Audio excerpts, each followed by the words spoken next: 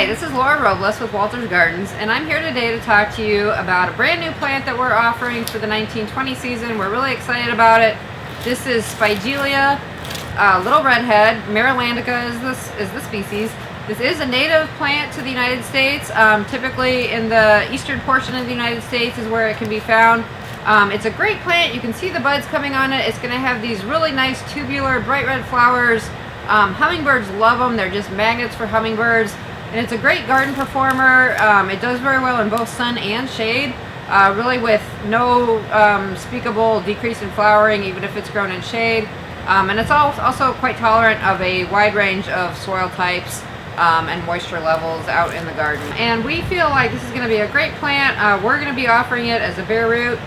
It's a plant that we're growing for at least 1.5 years in our bare root field, so you get a nice big root product like this that you can receive, plant up in your containers, and have a nice shippable flowering plant in about 6 to 8 weeks depending on the time of year. You can see these here already have some buds started, and these have been in our warmer greenhouse for about 6 weeks. So depending on the warmth, the temperature that you're growing at, the time of year, the lighting, it can be a pretty quick crop for you. So I was just going to show you a little demonstration about how to plant these from a bare root, since this is something that not everybody has done before from bare root. So you can see the very fibrous, nice sized bare root.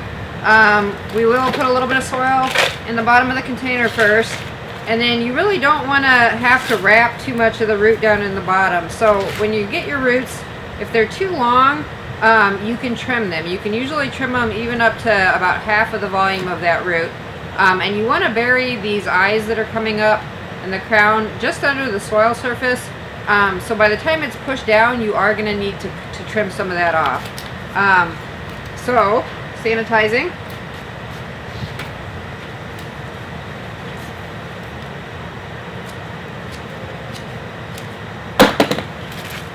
And then it's at a pretty nice height in there. It's kind of hard to see, but it's kind of the bottom of the roots are just resting on the bottom of the soil that I put into the container there. And then you can go ahead and fill in around it.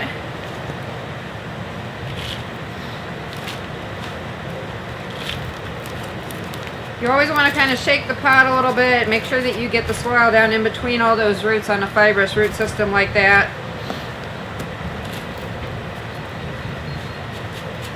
Push down just slightly around the edges. You don't want to compact the soil too much, but you also want to make sure that you don't have air pockets in there. And then when you're done, you can't really see the top. It's buried down under there, but shortly here, within about a week, those eyes will be popping up through the soil surface and green up and start you on the way. Production-wise, Spigelia is really a pretty easy plant to produce. It's not too fussy. Disease and pest-wise, not too much to look out for. It's pretty good. Aphids and Botrytis would be your main things to watch out for. This plant does require vernalization. You're going to want to provide at least 8 weeks of vernalization. But if you're purchasing the bare root from us, that's already been vernalized, and you don't need to worry about it. So it's really only something where if you have to hold this plant over for another year of sales for any reason, you would want to provide that vernalization.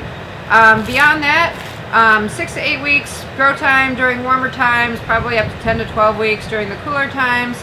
And typically PGR is not going to be needed as long as you're growing it under ideal conditions.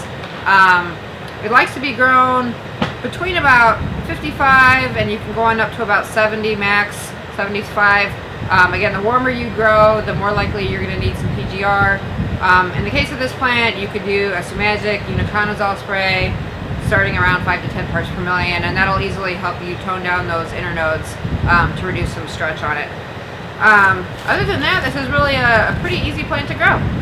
Thank you for watching, and like us on Facebook.